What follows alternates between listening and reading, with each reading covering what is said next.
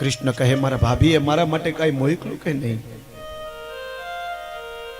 આ કૃષ્ણનો આ વૈભવ જોઈ અને સુદામાજીએ પેરી પોટલી હતી ને લાકડીમાં, એ પોટલીને છુપાવા લાગ્યા. કૃષ્ણ મનમાં વિચાર કરે કે હજી છુપાવો છો?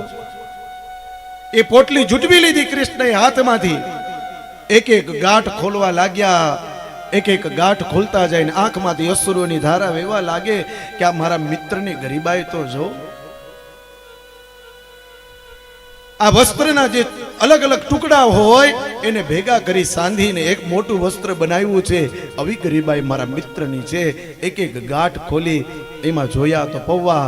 કૃષ્ણ કહે સુદામાજી મારા ભાભીએ મારા માટે પૌવા મોકલા, જે મને બહુ જ પ્રિય છે.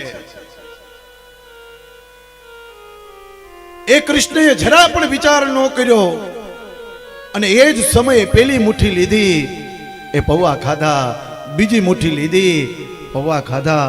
ત્રીજી મુઠ્ઠી લઈ અને પૌવા ખાવા જાય રૂકમણીજીએ હાથ પકડ્યો અને કહ્યું કે હે પ્રભુ, થોડી પ્રસાદી તમે અમને પણ આપો. પરીક્ષિત મહારાજ કહે રૂકમણીજીએ એનો હાથ પકડો તો કે હા.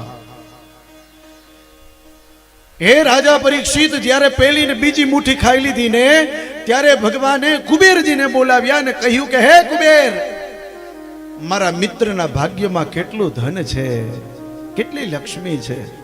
અને ત્યારે કુબેરે કહ્યું હતું કે હે પ્રભુ, તમારા મિત્રના ભાગ્યમાં ક્ષય લક્ષ્મી છે. ભગવાને કહ્યું એક કામ કરો, એનું ઊંધું કરી નાખો, યક્ષ લક્ષ્મી. યક્ષ એટલે કે કુબેર. કુબેરનો જેટલો ભંડાર ભરચક છે ને એ બધો જ ભંડાર મારા મિત્રને ત્યાં પહોંચી જાય.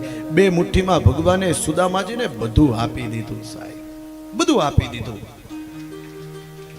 અને હવે ત્રીજી મુઠ્ઠી બાકી છે. ત્રીજી મુઠ્ઠી ખાતા હતા અને હાથ પકડો, પણ રૂકમિણીજીને ખબર પડી ગઈ કે ત્રીજી મુઠ્ઠીમાં આજે અષ્ટભટરાણીઓ છે ને એ 8 ભટરાણીઓને ત્યાં સુદામાના દ્વારે દાસી તરીકે ભગવાન કૃષ્ણ મોકલતા હતા. એટલા માટે રૂકમિણીજીએ હાથ પકડ્યો ને કહ્યું કે મને પ્રસાદી અમને આપો. ભગવાને બધું આપી દીધું, પણ છતાં ભગવાને કાંઈ કીધું નહીં. અને આપણે ક્યાંય 100 રૂપિયાનું દાન કરીએ ને તો આપણે 100 વખત કહીએ કે મેં 100 નું દાન કર્યું છું. 100 વખત કહીએ. અરે વર્ષ પછી પાછા અહીંયા નીકળીએ ને તો આપણે એમ કે અહીંયા 100 નું દાન આપણે આપ્યું હતું, અને આપણે અભિમાન કરીએ. ભગવાને બધું આપી દીધું, પણ સુદામાને કાંઈ કહ્યું નથી.